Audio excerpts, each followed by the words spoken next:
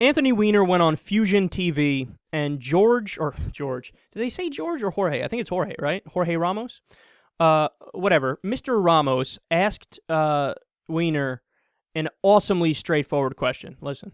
In every article that I read, in the first lines, they were the words sex and scandal. Do you think that you overcame these already? And have you stopped sexting? And that's a question that I'm sure everyone's asking. I'm a private citizen now. I frankly recognize that I have a political background that has a biography that's attached to it that I live with. So one thing I have decided that I'm going to not do from the, unless I return to public life, is start to go into the rabbit hole of having conversations about my personal life again. I think if anything, at this point in my career, I've earned the right to say it's none of your business. All right.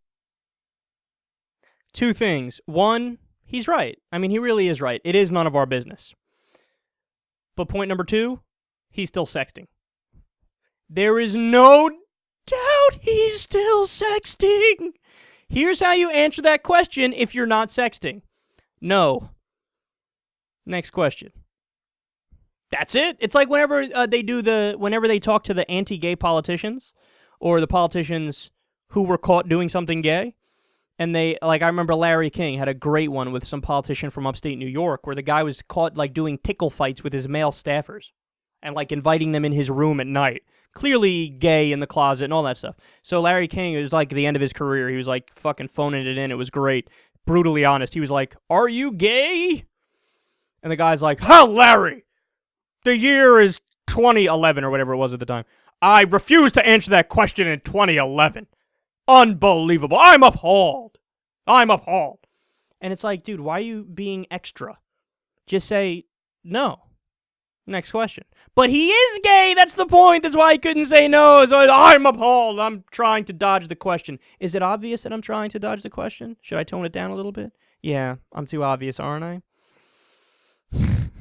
All you gotta do is say no, dude. No, I'm not sexting. He is sexting. Look, here's the thing about Anthony Weiner and just about politicians and sex scandals in general. In all seriousness, I don't care. Now, there are some caveats to that. I don't care if you never made your personal life, your family values, a campaign issue, Because it's totally possible to be a great statesman and to have good ideas about how to run a society or run an economy, while at the same time being a dick in your personal life. Like Bill Clinton. I don't agree with everything he did. He made some big mistakes, repealing Glass-Steagall, signing NAFTA. We can go on and on, right? But what you can see with him is a guy who cared deeply about his work as a politician while he was getting blown and cheating on his wife. Now, I'm not saying getting blown and cheating on your wife is a good thing. No, it's a bad thing, but they're two separate worlds. What you do as a politician and what you do in your personal life, they're different things, It's like somebody who plays hockey, but also is a singer, and he's really good at hockey and he sucks at singing. And then the hockey team kicks him off. And he's like, "Why are you kicking me off?" And they go, "Oh, because you suck at singing." He's like, "Yeah, but wait a second. This is hockey. This is different. It's not the same as singing." It's like, "Yeah, we're just going to kick you off."